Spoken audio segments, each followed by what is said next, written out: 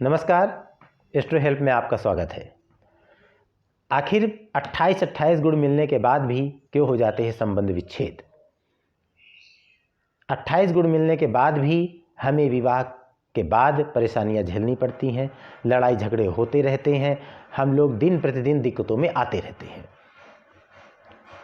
चूँकि कुंडलियाँ साधारणतया चंद्र राशि के आधार पर ही गुण मिलान की जाती है।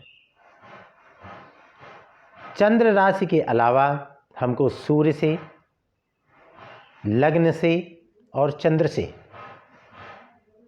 इन तीनों बिंदुओं से भी कुंडली का मिलान कर लेना चाहिए।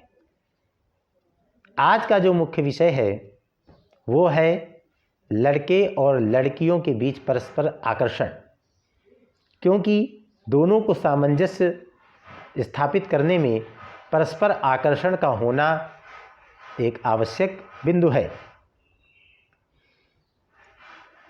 अब हम ये देखेंगे कुंडली में कि लड़के और लड़की के बीच में परस्पर आकर्षण है या नहीं है। इसके लिए हमको लड़के की कुंडली में शुक्र को देखना होगा और लड़की के कुंडली को में मंगल को देखना होगा। क्यों देखना होगा? क्योंकि लड़के के लिए परस्पर आकर्षण का एक मुख्य कारक ग्रह शुक्र होता है। शुक्र जब उच्च राशि में बैठता है तो ये मीन राशि में बैठता है, इसीलिए कामदेव का एक नाम मीन केतु भी है। ठीक उसी तरह लड़की के कुंडली में परस्पर आकर्षण का एक मुख्य कारक ग्रह मंगल है। मंगल उच्च का होता है तब मकर राशि में बैठता है, इसीलिए कामदेव का एक नाम मकर ध्वज भी है। खैर, अब हम आपको बताएंगे कि कुंडली में देखना कैसे है। यदि लड़के की कुंडली और लड़की की कुंडली, लड़के की कुंडली का शुक्र और लड़की की कुंडली का मंगल, इन दोनों का संबंध आपको स्थापित कैसा है, कैसे ये देखना है। लड़की की कुंडली का मंगल और लड़के की कुंडली का शुक्र यदि युति संबंध में है तो बहुत अच्छा है, यदि परस्पर दृष्टि संबंध में है तो बहुत अच्छा है, परस्पर आकर्षण होगा। अब आपको देखना कैसे है, ये कुंडली में देखेंगे कैसे? आप मान लीजिए लड़की की कुंडली निकाले, चार्ट बना लिया। लड़की की कुंडली मान लीजिए, लड़की की कुंडली में मंगल 5वें भाव पर बैठा है, आप 5वें भाव पर मंगल लिख दीजिए। अब लड़के की कुंडली निकालिए, उसका देखिए शुक्र कहाँ है। यदि शुक्र भी 5वें भाव पर बैठा है, आप लड़की की कुंडली में शुक्र 5वें भाव में लिख दीजिए। यहाँ क्या हुआ?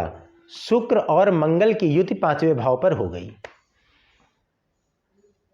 इसका मतलब परस्पर आकर्षण के लिए यह शर्त यहाँ पूरी हो रही है।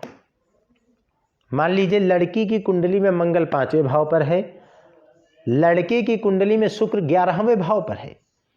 आप लड़की की कुंडली में मंगल 5वें भाव पर लिखिए और लड़की ही की कुंडली में लड़के का शुक्र 11वें भाव में लिखिए। यहाँ पर शुक्र और मंगल की परस्पर दृष्टि संबंध है, 7वीं दृष्टि से एक दूसरे को देख रहे हैं। यहाँ भी परस्पर आकर्षण के लिए शर्त पूरी हो रही है। इसका मतलब है कि परस्पर आकर्षण इन दोनों में रहेगा। ये तो हो गई जन्म कुंडली की बात। अब नवांश कुंडली में भी देख लीजिए। नवांश कुंडली में भी अगर यही शर्त पूरी हो रही है, दोनों में युति संबंध हो रहा है या दोनों में परस्पर दृष्टि संबंध हो रहा है, जन्म कुंडली में भी हो रहा है, नवांश कुंडली में भी हो रहा है, ये तो बहुत उत्तम योग है, बहुत अच्छा है, बहुत शुभ है। हमेशा परस्पर आकर्षण स्थायी रहेगा, चिरस्थायी रहेगा। अब मान लीजिए जन्म कुंडली में है, नवांश कुंडली में नहीं है, तो क्या होगा? जन्म कुंडली में है, नवांश कुंडली में नहीं है, इसका मतलब विवाह के आरंभ में तो परस्पर आकर्षण रहेगा, लेकिन विवाह जैसे जैसे आपका समय बीतता जाएगा परस्पर आकर्षण भी कम होता चला जाएगा। अब यदि नवांश कुंडली में है, जन्म कुंडली में नहीं है, फिर से दोहरा रहा हूँ, यदि नवांश कुंडली में है, नवांश कुंडली यह शर्त पूरी कर रहा है, लेकिन जन्म कुंडली ये शर्त नहीं पूरी कर पा रहा, इसका मतलब परस्पर आकर्षण विवाह के समय तो नहीं होगा, लेकिन धीरे धीरे जैसे जैसे समय बढ़ता चला जाएगा परस्पर आकर्षण भी बढ़ता चला जा रहा है। ये भी बहुत अच्छी स्थिति है। परस्पर आकर्षण के लिए मैंने शुक्र और मंगल की स्थिति आज के कार्यक्रम में बताई है। इसका अगला भाग, वीडियो का अगला भाग बताएगा और भी ग्रह हैं, सूर्य और चंद्र, इनकी भी स्थिति मैं बतलाऊंगा। हाँ, ये जरूर देख लीजिएगा कि इस युति में किसी दूसरे ग्रह की दृष्टि या दूसरे ग्रह का किसी भी तरह से प्रभाव तो नहीं है। अगर होगा तो वो भी कहीं ना कहीं असर डालेगा जरूर, लेकिन जो परस्पर आकर्षण की बात है वो तो रहेगा। लेकिन अगर मान लीजिए राहु या केतु या शनि या सूर्य किसी तरह से कोई प्रभाव डाल रहे हैं, उनका भी प्रभाव रहेगा। तो अगले वीडियो पर हम देखते हैं कि सूर्य और चंद्रमा का परस्पर आकर्षण के लिए कि कैसा प्रभाव है, कुंडली में कैसे प्रभाव डालते हैं। तब तक के लिए नमस्कार।